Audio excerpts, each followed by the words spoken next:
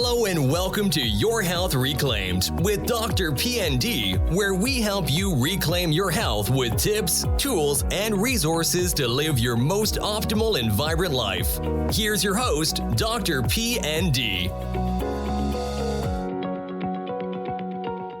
Hello and welcome to Your Health Reclaimed. This is Dr. PND. I'm your host, and today I'm absolutely ecstatic because we have an unbelievable guest today with us, and his name is Mr. Will Harris, the owner and founder of White Oak Pastures. Mr. Harris is a fourth-generation cattleman who tends the same land that his great-grandfather settled in 1866. Good Lord. And Houston attended University of Georgia School of Agriculture and graduated in 1976, and then returned home to Bluffton, Georgia to continue to work the farm. I know much has changed between the practices they used then versus now, and how the farm runs today. And we're going to talk about all that today. So I just want to tell you, welcome. Thank you for your time. I know you guys are running a big machine over there. It's a big farm, and for you to take the time out to be with us is just an honor. And, by the way, I know you're on the Joe Rogan podcast, and that's like huge. So that's absolutely amazing. But again, well, thank you so much for you being there. And a lot of you guys, I've actually, my wife and I met Will in North Tampa in 2012 when the Whole Foods store there opened on Northdale Mabry. And we met him there. He was sampling his products, and he took the time to talk to us. We spoke for well over an hour, and he just told us stuff that we never really knew.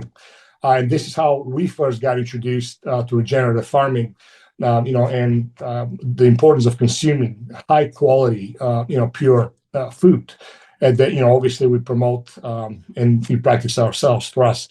So. Will, thank you again and welcome. How are you doing, sir? I'm doing well. Thank you for having me on your show. It's a pleasure to be here. Thank you. I just finished reading your book, by the way. It is a phenomenal story. It's called, if you guys can see, it's called A Bold Return to Giving a Damn. And it explains a lot. We obviously are going to cover, everything, but we're going to talk a little bit about that and how everything started. But I strongly suggest you guys purchase this book and read it, because it will absolutely open your eyes of the reality that we're dealing and living with now, and how people in our land and people and animals are being devastated and abused. And ultimately, in my case, what I do in my profession, how this is leading to the devastating chronic disease epidemic that we are experiencing nowadays. So, well, you... Wow, I wish you had a lot of time to cover. But let me ask you this: how did you get started, in a nutshell, with everything?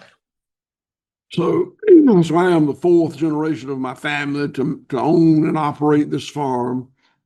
And growing up, I never wanted to do anything but manage the farm. When all my friends wanted to be baseball players and astronauts and whatever, I just wanted to run the farm. So I went to the University of Georgia, majored in animal science, and came back and ran the farm very industrially, as my dad had done, right, as a monocultural cattle operation.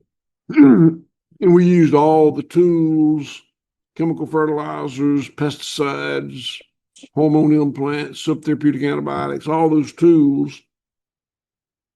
And I really liked it for a long time. So I ran it for 20 years industrially, but I reached the point I didn't like it anymore.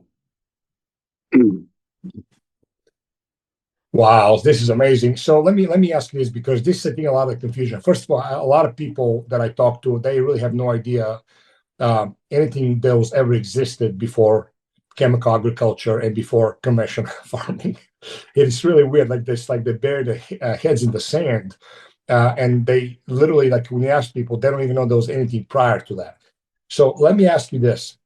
Can you explain how the whole chemical agriculture began in the United States? How did the farmers get, tripped, sold on the chemicals, especially the artificial fertilizers? My understanding is after World War II. And how did this ultimately devastate the people, the farms, animals, the land, and ultimately also towns like Bluffton, Georgia? That's a very good question. And having an understanding of that is necessary to really know how to make the changes we need to make. But my dad ran the farm. My dad was born in 1920. So he took over the farm in 1945 after World War II, just as you said. And he is the first generation to start using these tools to industrially farm cattle as a monoculture to monetize the farm. Prior to his watch, his dad and granddad had run the farm, many different species, cows, hogs, sheep, goats, poultry, and they actually slaughtered animals on the farm and sold the meat locally here in Bluffton, Georgia. So my dad really revolutionized the farm. And I think he really, really enjoyed it and really felt good about it. You know, the damaging things that we did through the industrialization were not immediately recognizable. Sure. When he used fertilizer on the soil for the first time, chemical fertilizer, the grass exploded. I mean, it was just beautiful, and you could see it. You could see it a few days after you applied it. But the unintended consequences of destroying the microbial population in the soil and earthworms and the other things that made it work, it damaged them, but you didn't see that immediately. Yeah. It took a long time. And that's the way it went. All of these industrial tools that my dad added to the operation had an immediate, visible economic benefit. But the negative unintended consequence was much later in showing up and very hard to tie back to the cause. And my dad ran the farm industrially. I think he was proud of the fact. My dad was cowboy and I was cowboy, so we didn't talk much, but I believe he was proud of the fact that he was an expert cattleman. He didn't fool with all those other species. He didn't fool with processing and marketing. He just raised cattle and he was good at it and he made money doing it. And that was just a big improvement over the way things had been. As I said, I never wanted to do anything except be an industrial cattleman like my dad. Went to the University of Georgia, majored in animal science. That had previously been animal husbandry, but it had become animal science. Very different. Oh, let me ask you this. Does that have anything to do, remember the slogan if I remember, it could be even going back more than that, but in the 60s, the slogan, science was everything living better through chemistry. Yeah. Right. Okay. Yeah. So I remember correctly. Yeah, that was like the staple. And I mean, everybody thought that, they knew better than nature. That was going to solve every single problem on earth. That is a great addition to what I was saying. Yeah, that was the belief that nature was all we had for a long time, but now we've got something better. It's called technology. It's just such an improvement. Yeah. And it has taken a long time to figure out that no, that's not right. There are unintended consequences to those perceived benefits. And then we've done so much damage. The water, the air, the soil, just so much damage. And what I think I'm more concerned about than anybody else is species extinction. Sure, you've seen that already. We've driven a lot of species of plants and animals and microbes into extinction or near extinction. And I think that in the natural system, all of these species of indigenous plants and animals and microbes live together in symbiotic relationships. I mean, some things eat other things, but in all, it's a symbiotic relationship. Sure. And we have learned, we somehow think it needs to be a monoculture, nothing in the cornfield but corn. Yeah. In the bean field but beans, nothing in the cow pasture but cows. So we use these technologies to achieve these monocultures, and monocultures fly in the face of nature. Nature doesn't want a monoculture. Nature wants a lot of different species of plants, Natural, yeah. and microbes living in symbiotic relationships with each other. And that is just not what we've accepted as the most productive way of doing it. And we still are doing it. I mean, on my farm, we're not. On some other farms, we're not. But most of the food grown in this country is grown industrially. Yeah. We see the consequences of that too.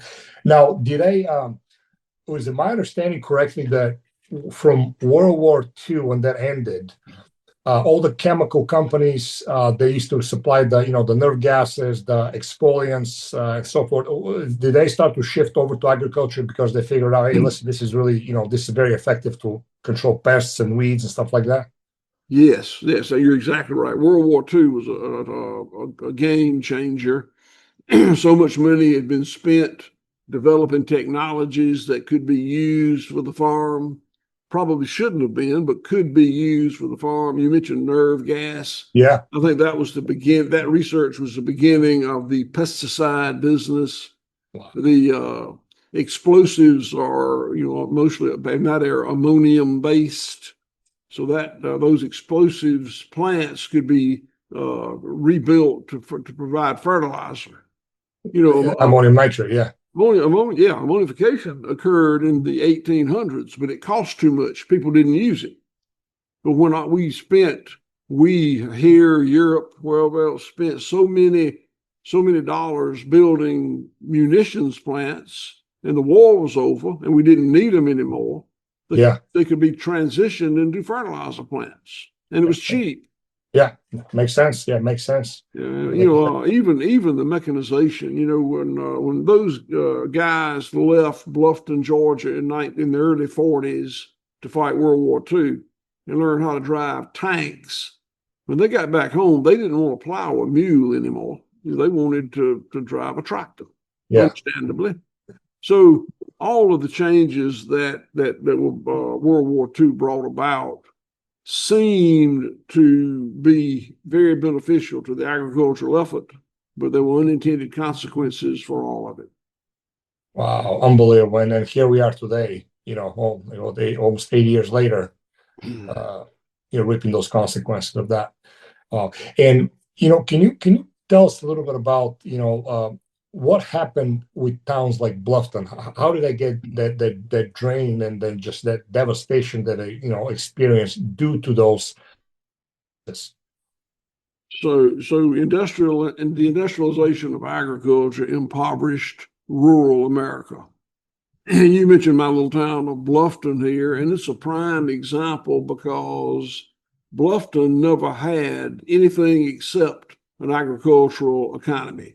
They never had a mill, never had a plant, never had a factory. The whole town was agricultural. There was farmers and people serving farmers.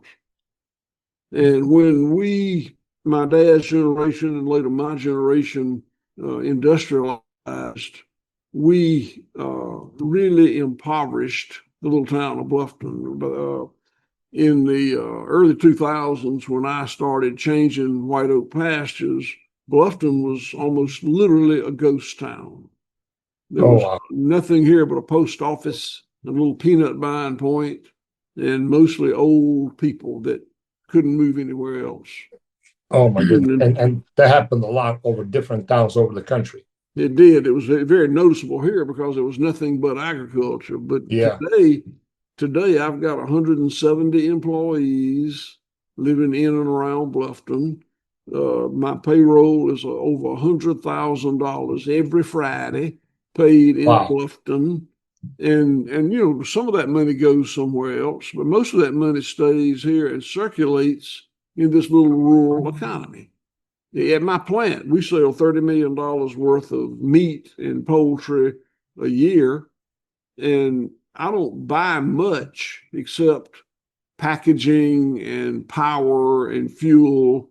It's really gone to refurbish this local economy, and it's nice. It's still tiny, but it's nice. Yeah, but this is amazing progress, and like you said, all those people that you guys employ, you say in one of your pamphlets here, you guys had the land, animals, and people, and you said, what your intent was for the land, the intent for the animals, and then I love the way you said it. This was not your intent, but it has been a delightful unintended consequence for the people in your rural community. This is absolutely amazing. So, I mean, you're just seeing the benefit of not just healthy food production, but just the absolute revitalization of ecosystem, and in your town, everything there. It's absolutely amazing. The local economic improvement portion of our business did not occur to me until much later. When I started making the change from the industrial cattle monoculture, it was all about the land and the animals, the refurbishing the land and the humane treatment of the animals, and that's all I cared about. I didn't focus on doing anything for the town because I was born in 1954. I told you that the decline started in 1945. Yeah. So all my life, the town had been going down, down, down, and I had no reason to believe it would ever be any different, and certainly no reason to believe that I could do anything to make a difference.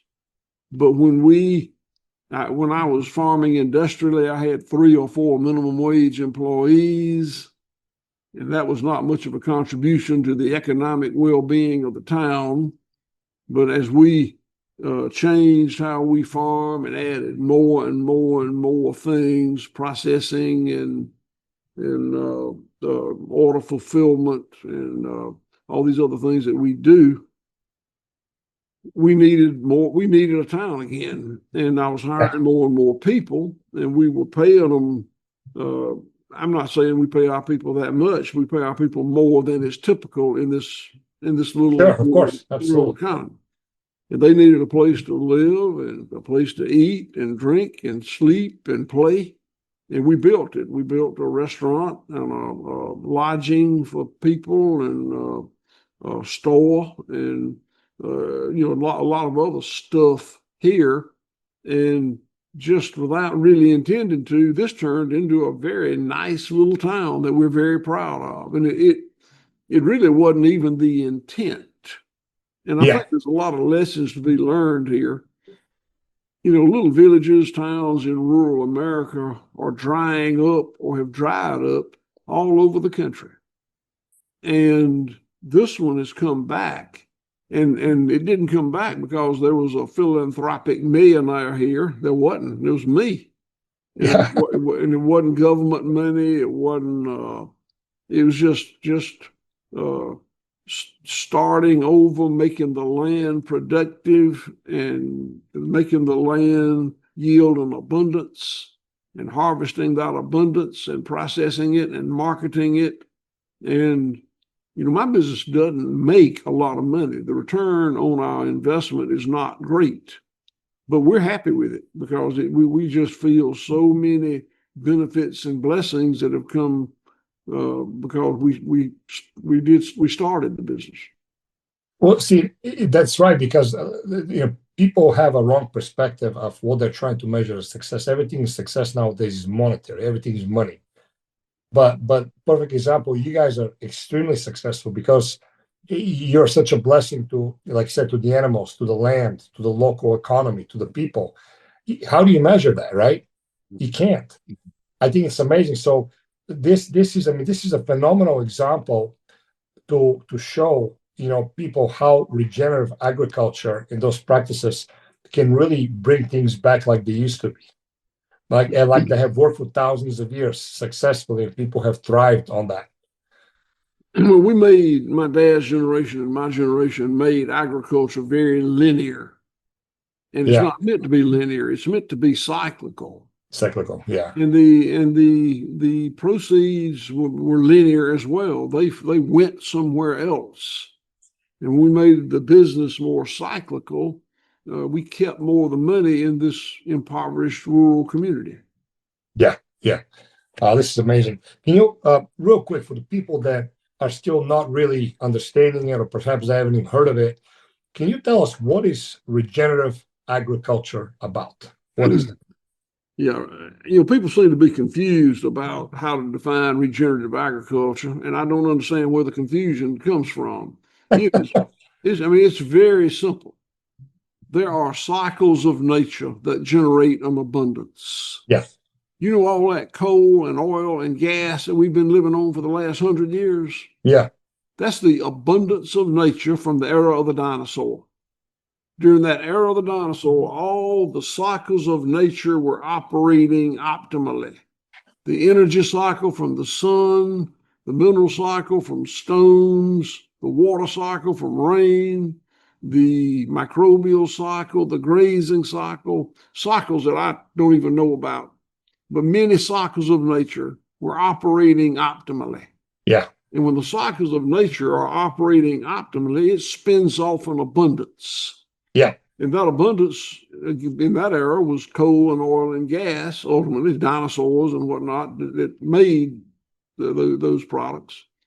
From decomposition, yeah. More recently, we were farming without these industrial tools, and the abundance was the food and fiber that the land generated. That was wealth for us. And then we changed the way we farm. And I don't think we broke the cycles of nature. We very intentionally broke those cycles using products called last name side, herbicide, insecticide, fungicide. Side means kill. Homicide means kill. Oh, yeah. So when we figured out how to use technology to break those cycles of nature, I think we stopped the abundance.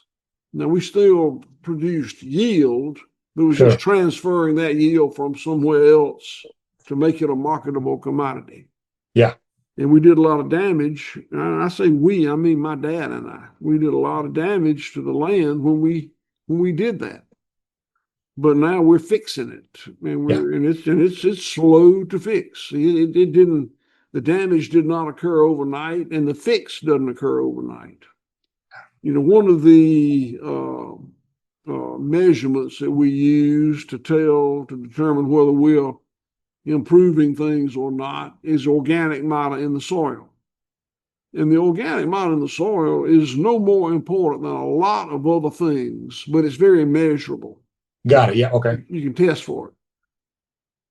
And the organic matter in the soil on my farm has gone from 1/2% organic matter to 5.5% organic matter on over 10x improvement. Yeah, that's a lot. And it's important. 1% organic matter will absorb a 1-inch rainfall. That's 27,000 gallons of water per acre. Oh, wow. So if with 5.5% organic matter, I can absorb a 5.5-inch rainfall.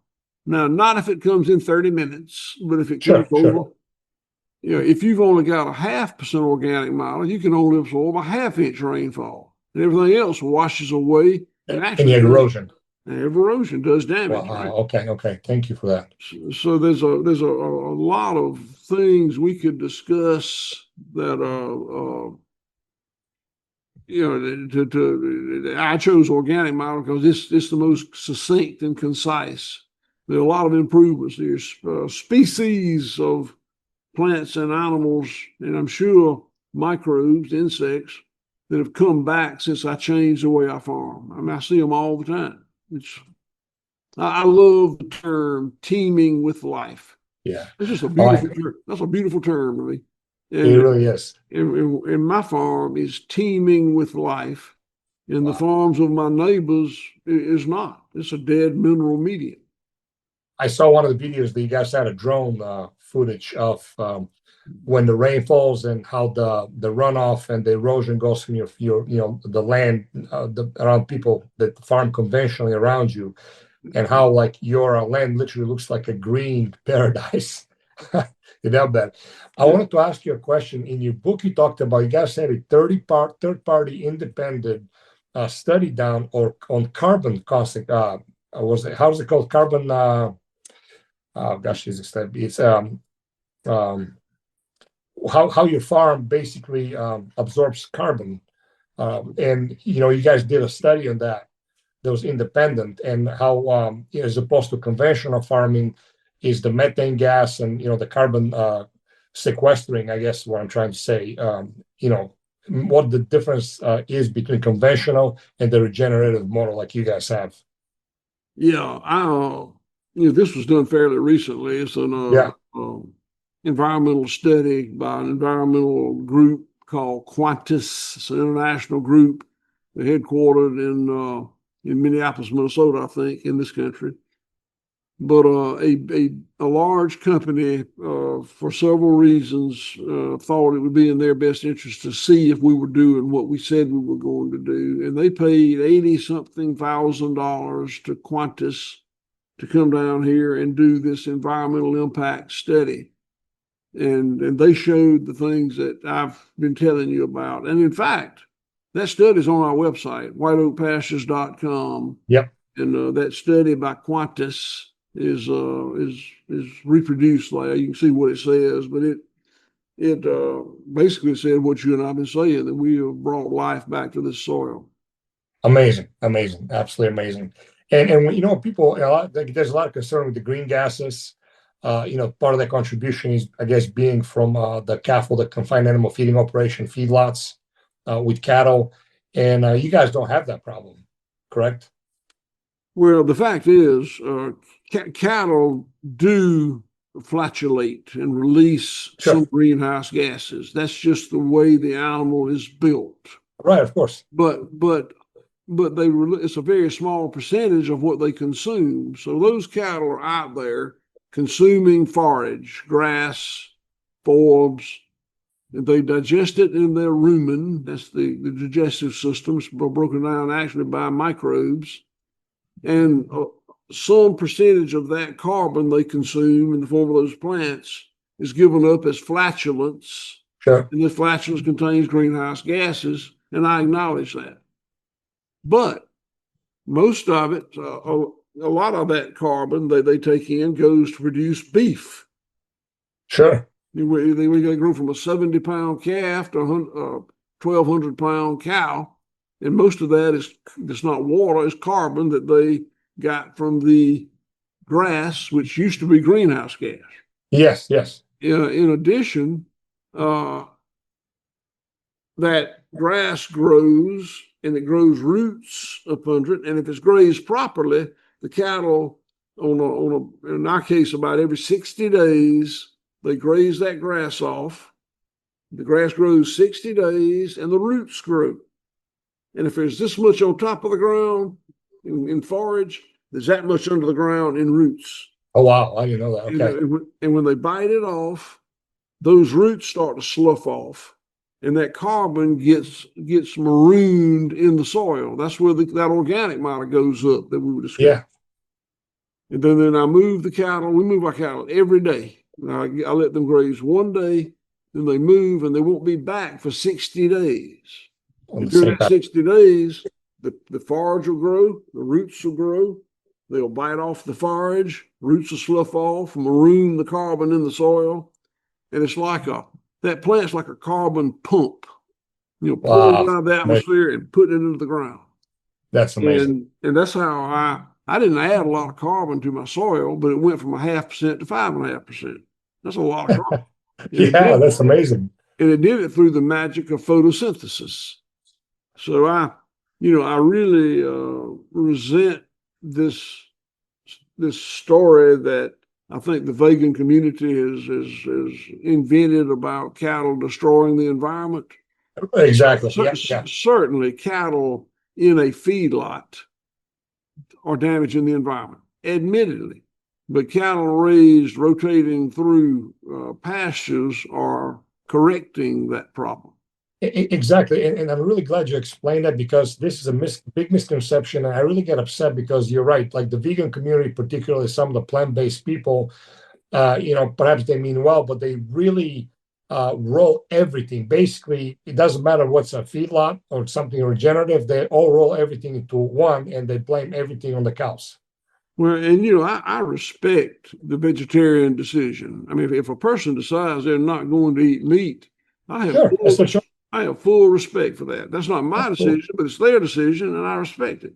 Absolutely. But there are people who are militant vegans that go beyond that vegetarian decision, and they not only have made the decision they're not going to eat meat, they've made the decision no one should eat meat, and that's not okay. No, absolutely not. No. Those are the people that maneuver these sciences so that it appears that grazing cattle are doing the environment harm, when the fact is grazing cattle are benefiting the environment. 100%. If you don't believe it, look at the Qantas research on my website. I mean, don't take my word for it. Look at the scientific data. You know, what's interesting is these same people, they defend genetically modified crops, which are grown conventionally, are doused with insane amount of, artificial fertilizers, Roundup, like glyphosate and so forth. And they defend that. And I don't understand where the delusion honestly comes in. I can tell you this, I practice natural medicine, and I almost always do not work with anybody who comes in there strictly vegan. I usually will not take him on as a client at all. And I can tell you that it is very, very hard for somebody to regain their strength without consuming healthy animal products in general. And I can also tell you that I've seen people struggle really, really bad by being vegan. Now, like I say, you have those militants that are, I don't know, whatever it might be, some kind of ethical issue to them, perhaps either some kind of a religious aspect, I don't know, but they're so strict on that. They do themselves harm. Well, I absolutely defend their right to choose what they're going to eat and what they're not going to eat. Exactly. But I resent them just deciding what other people should eat. Yeah. And I really resent them changing the science so that it makes things look bad that aren't bad.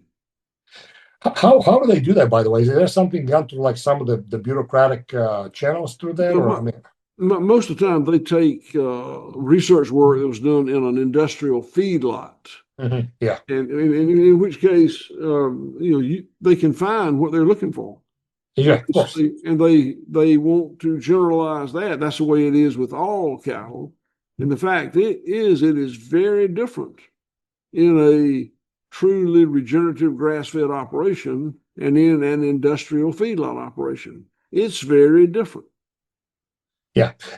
Based on what you just said there, I want to really quickly ask you, you talked about how conventionally raised beef with grain feeding, they're raised in CAFO operations, and CAFO stands for confined animal feeding operation, is really hard on the animals themselves and how they can really suffer needlessly and greatly, like things like severe bloat causing, distension and pain, along with, you talked about liver damage that is caused. Can you tell us a little bit about that? With the conventional race systems? So when we industrialized food production, starting most vigorously post World War II, brilliant people, I mean, really, truly brilliant people, scientists, looked for ways to take cost out of food production.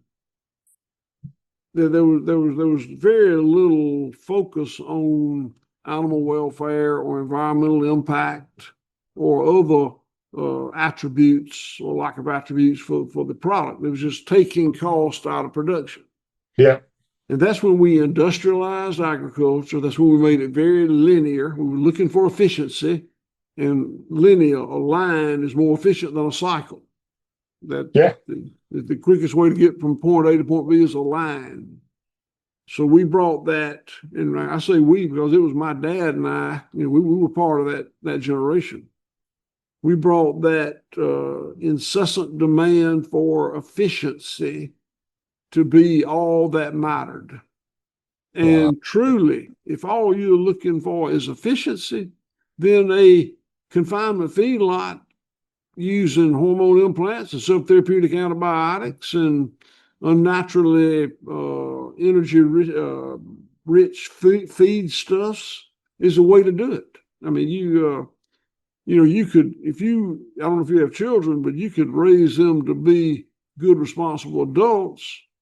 And there's a lot of things you do, If you were just trying to get them up to 200 pounds, that's a different set of rules. You can put them in that closet back there and feed them candy, feed them donuts and ice cream, and leave the light on, and have temperature set for 72 degrees, and but that's not that. No longer is that all we're looking for. Yeah. So ultimately, I guess when people consume confined animal feeding operation based products, conventional raised stuff, they're really supporting, ultimately unhealthy, food, and also ultimately suffering of those animals as well. Correct? That is correct, but it's very hard for people to not do that. The messaging of industrial food is so incredibly powerful.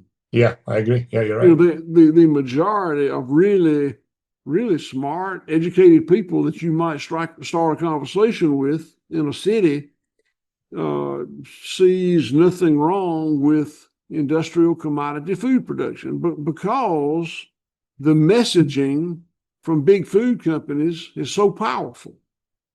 I mean, they tell you in very convincing ways that the way we produce this product is fine, just fine, beyond reproach, beyond question, and people believe it. Again, you've got super talented, intelligent, sharp messaging people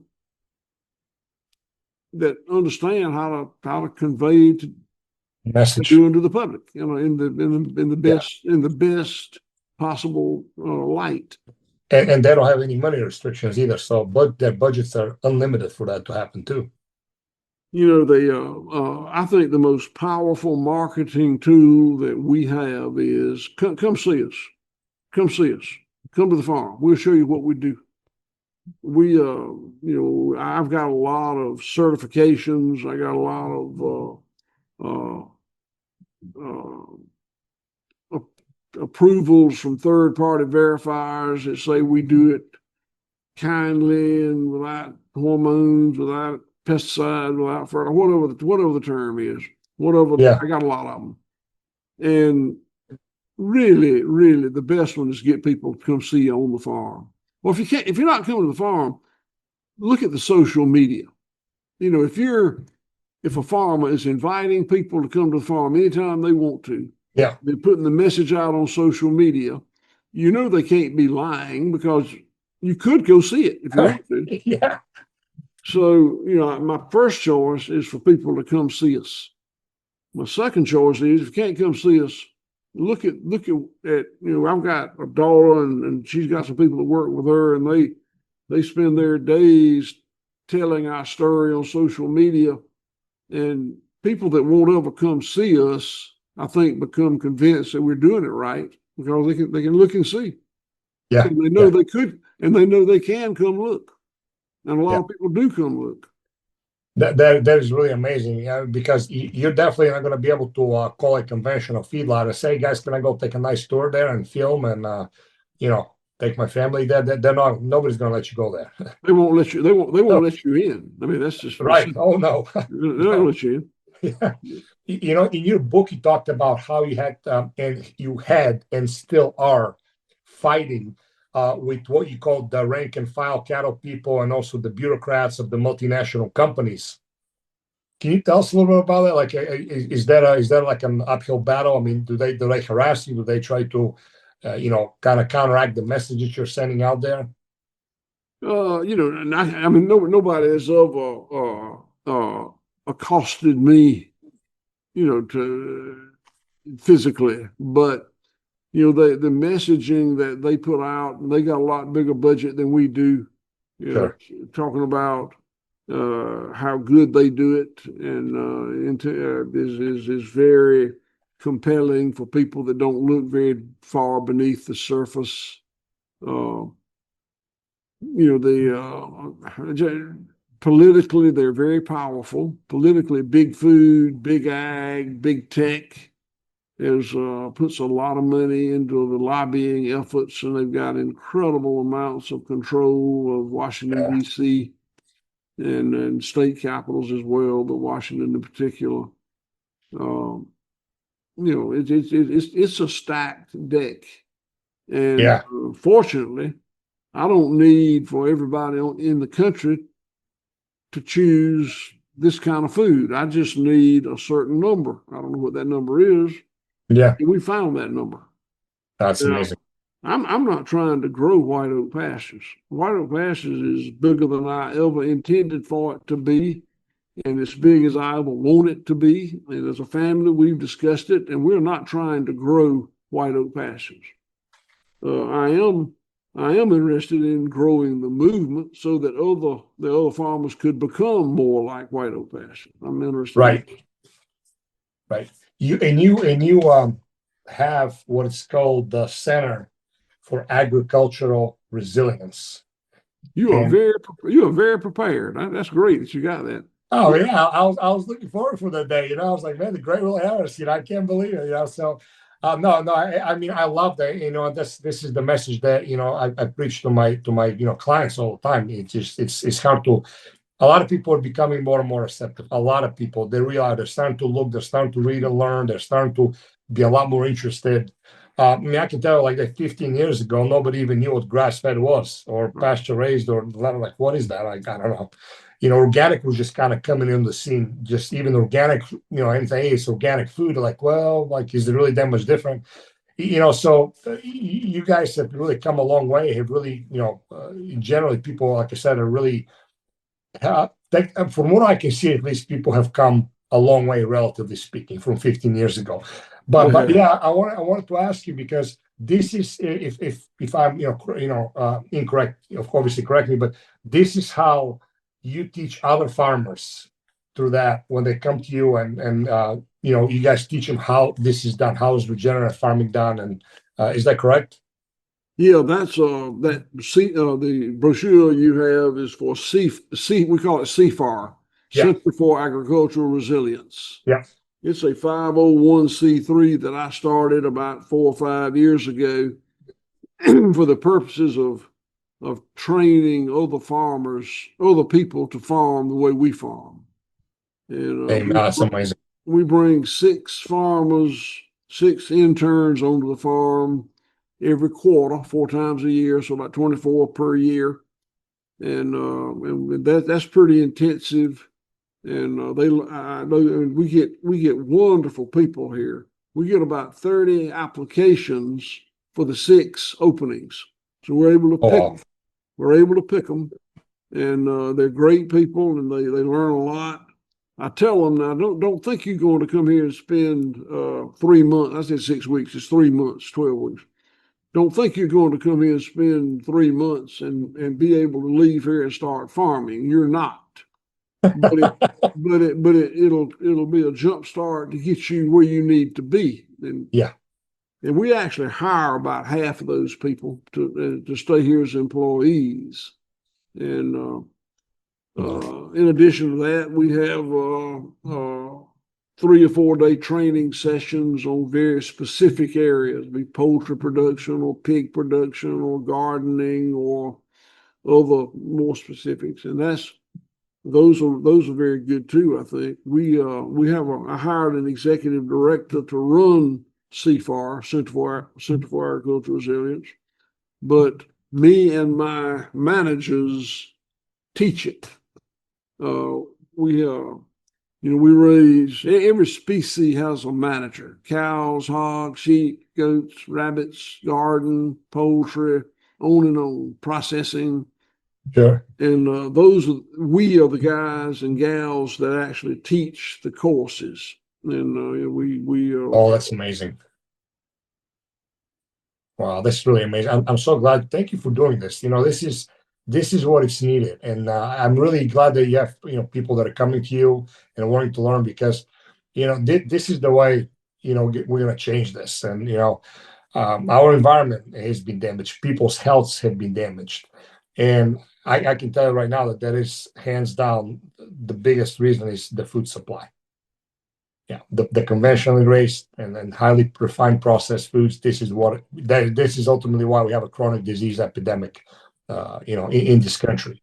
So ultimately, in the long run, would you say that in order to really change, to fully change, or at least to make a massive dent, is by people demanding and buying that kind of food that you produce? I guess what people call voting with your fork. Absolutely, absolutely. People want to look for a governmental solution, and there won't be one for this. Yeah. It won't be the government. It won't be big ag. It won't be big tech. It won't be land grant universities. I can list many entities that it won't be. I bet, of course. If there's a real change in the way we produce our food, it's going to be consumer driven. Yeah. Period. And I don't know what to make of that. I'm convinced that's the truth. Now, how that's going to manifest itself, I don't know. I think that the way we treat our land and animals and the environment in rural America is going to end poorly. I don't know what that will look like, but it's going to end poorly. And my hope was that we could make changes before it ends poorly. Yeah. And we may not be able to do that. I don't know. Yeah. I'm a farmer, not a politician or I don't know what you call it, but I'm not here to change what people do. But I am close enough to the situation that I see the downsides of what we're doing, and I know it'll end poorly. And I don't want to see it end poorly. Yeah, you're so right about that. You really are, because even in my industry, like saying in natural health, you see the chronic disease epidemic, and it's an uphill battle every single day. And I do hope that gets reversed, because the way we're trending, you're going to have some severe problems. You're going to have people on disability and sick, and it will be a sick society to a level that, it's already costing insane amount of money with the healthcare system. And like you said, it's not going to be, big pharma. It's not going to be, the politicians or anybody else. People are going to have to, at their grassroots level, is going to be, the things they're going to take change if saying to fix it. I wanted to real quick ask you, in your new book, when you talk about, a bold return to give you a damn, to give it a damn, you clearly state your message, and that was that how to think about the food we eat in a new light, about the people who grow and raise it and the places they live, about what happens when food raised badly, cruelly, and unfairly is so pervasive and cheap and easy to get, while food raised right, like you guys do at White Oak, is more of a stretch to find and to purchase, which ultimately is completely the opposite of how it used to be and how it should be. That was really a powerful statement. Can you talk about this a little bit?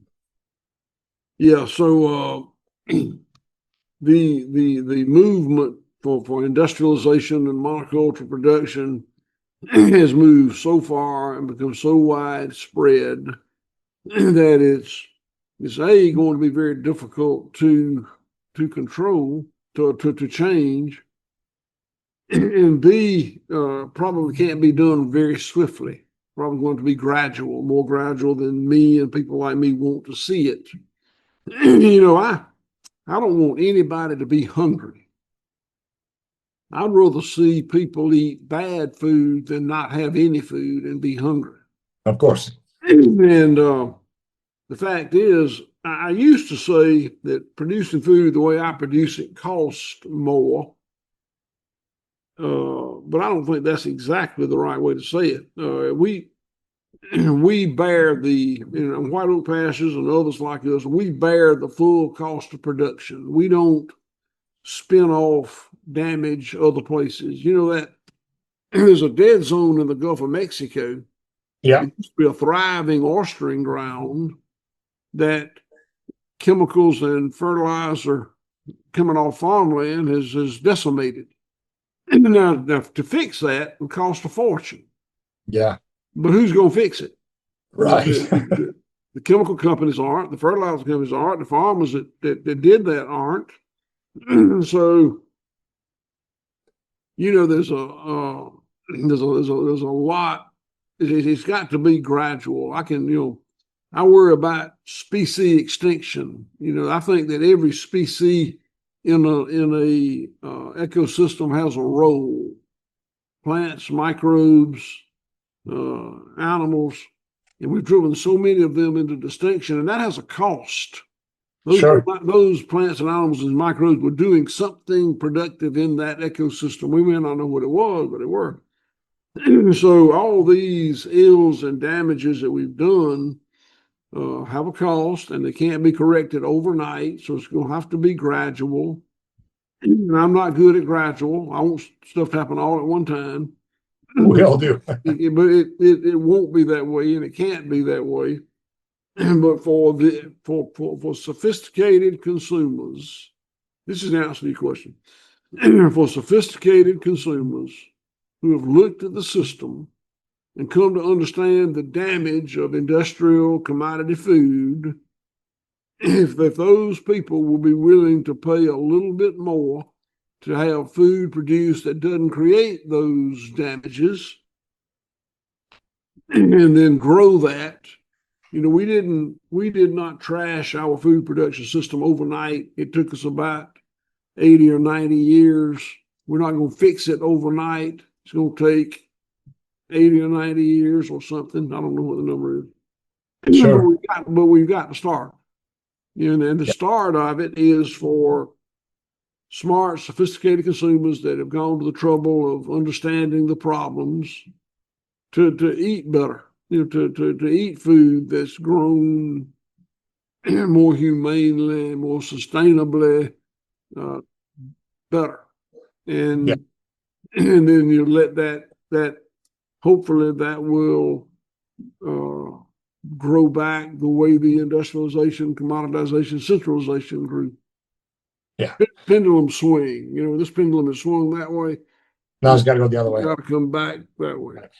Yeah, it is so true. Yeah, thank you. That was a great answer. And I wanted to just last question ask you, for example, aside from the safety of your food, no herbicides, pesticides, fungicides, hormones, antibiotics, all the garbage and poison, really, it's metabolic poison. Your food that you produce is much more nutrient dense, much more nutritious. And this is a message that I always try to get across, because when you try to address chronic disease, it is extremely important. Hippocrates back a long time ago, that's his famous statement is, let food be thy medicine and medicine be thy food. And healthy, nutrient dense food is the most powerful medicine for chronic disease and long-term health. And this is something like White Oak Pastures. This is what you guys do. This is what you guys produce. So aside from the saving the land, treating the animals fairly, and people, you're producing ultimately the best form of natural medicine that you can. Well, I appreciate you saying that, and I believe every word you said. But that is your message to give. I'm a farmer. Yeah, I can talk with authority, and I think I can be very convincing in terms of the land, the animal, the rural community.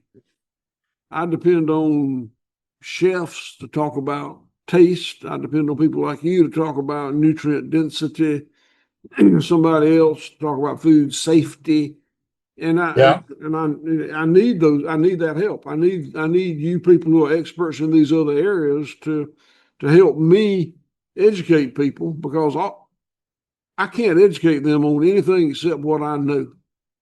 I'll tell you a little story. So when I first got in this business 25 years ago, I got my first website built. It was awful. I hired a lady to do it that didn't do very good. She didn't better than anybody else I had access to, but it wasn't very good. But what wasn't her fault is I had her put everything in there that I'd ever heard that was good about grass-fed beef. I talked about food safety. I talked about nutritional density. I talked about flavor, taste, as well And I was very happy with as well as the things I know about, animal welfare, environment, and rural community. And I was so proud of my website, I didn't know what to do. And then I was asked to speak at some event in Atlanta. Yeah. Another farmer spoke before I did. And he had basically the same, he talked at length. He was a farmer, he was a sharp guy. He didn't know any more about food safety than I did, any more about culinary than I did, any more about nutrition than I did. But he talked about it for about 30 minutes. And he taught me a lesson. And when I got home, I told my people, go through that website and take everything in it out. It's not about the things I know about. The things that I can speak with authority on. So people like me are very dependent upon people like you and other expert specialists to talk about the attributes that this kind of food can make. But we farmers look stupid when we start talking about these things. No, I appreciate your humility and honesty. But no, it's a pleasure. And I'm sure you have heard this many times before, but it's an honor and a pleasure, to come alongside of you because, ultimately, a perfect example, you give me the ability to talk about that and to apply that with my patients. Okay, so I can tell a patient, hey, we got to switch your diet. We're going to customize it. I want you to take out conventional, meat of any kind, and we're going to plug in, pasture raised, regenerative, high quality nutrient dense meat. But they say, I don't know what that is. I don't know how to get it. And you give people like me the ability to provide that. So I'm really excited. Gosh, we can talk forever, but I'm so sorry to take a lot of your time. Well, I just want to, again, thank you so much for your hard work, your bravery, humility, resilience, and honesty. You're truly a pioneer and a trailblazer. And I'm just honored to to have you on my guest. And by the way, my wife for her birthday this year, she wants to go to the cabins that you guys have, and we're gonna do the farm tour, and we're gonna maybe you can put us to work a little bit. I hope you'll let me know when you're coming. I'll give you a personal farm tour. We do have cabins that and people come. And the cabins are not profitable for us. I built the cabins, and it's a break-even-ish business, but it allows people to come visit us. And I think that most of the time when people come and visit us, we make customers out of them, and that's the reason we did it. That's amazing. So let me ask you this. So White Oak Pasture, tell me, like, aside from the great food production, tell us a little bit about the store. Tell us about the artesian line that you guys have, because my wife uses that all the time. We have the tallow, the candles, and all the stuff. I love your sausage, by the way. I was never a sausage guy, but man, that beef sausage you have is absolutely amazing. But tell us about, because you guys have the cabins there. People can come there on a retreat or a vacation. Just tell us a little bit about, the whole place. What do you guys offer? That's how we wound up with 170, 80 employees, is we just kept going in little related businesses. And we've got a store, a restaurant. We make pet treats out of hides and organs. We make jelly and jam and jerky and all those kinds of things. We're at a facility that we do that. We make compost. We generate about 8 or 9 tons a day of packing plant waste, eviscerate, gut fill, non-marketable bones. Yep. And we compost that with organic matter, usually peanut shells or wood chips. And we spread that back on our land. Full cycle. We do things ourselves. We got our own mechanic shop, our own landscaping crew, and our own fence building crew, and we're pretty non-dependent on others. And also, by the way, you guys have a state certified, if I'm saying this correctly, processing facility on on the land there in the farm? We got two. We got a USDA red meat plant and a USDA certified poultry plant, and we operate those 5 days a week. There's a lot of moving parts. It's a family farm, but we just added a lot of moving parts to it.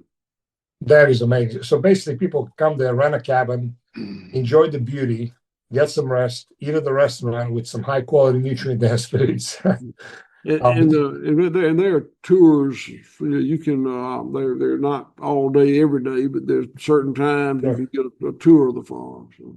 Yeah, and the store, you guys don't you guys also have like leather products, right? Don't you? We have leather products, soap, candles. I know you have that. Creams, candles, all these things that we can make from the animal. We say we have a zero waste program.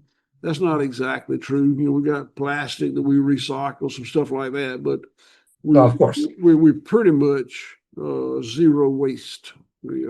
That is amazing. I'll tell you that we made agriculture linear, food production linear, but it's meant to be cyclical. Cyclical, like you said. You said, you guys, from here, you said life, growth, death, decay, and the cycle continues. Yeah, birth, growth, death, decay. Yeah. I mean, this is how it has been for thousands, millions of years, whatever you want to call it. And nobody can argue that. Nobody. People have thrived, not just survived, but thrived on that. Wow, this is really absolutely amazing. Well, so give us your website for everybody that's listening there. www.whiteoakpastures.com. Oak singular, pastures plural. Whiteoakpastures.com. Whiteoakpastures.com. And you guys, right, sorry. And we got all the social media stuff that I don't know anything about, but Facebook and Instagram and all that stuff. People will find you. Yeah, people will find you once they go on the website. Plus my wife, she does our online marketing, social media, so she's gonna blast everything on the social media platforms with your daughter. So don't worry about that. Now, do you guys?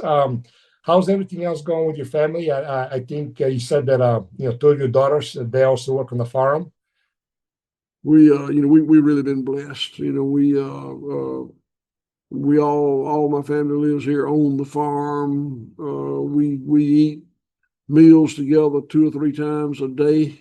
It's just great. We've really been blessed. That is amazing. I love to hear that. I'll never forget when I first met you. You're so cool. And, by the way, you are a real cowboy. A lot of people say, but yeah, if you guys ever come to there to see Will, you will see what I mean when I say he's a real cowboy. It's not a front. A lot of people dress like it, they talk like it, but he walks like it too.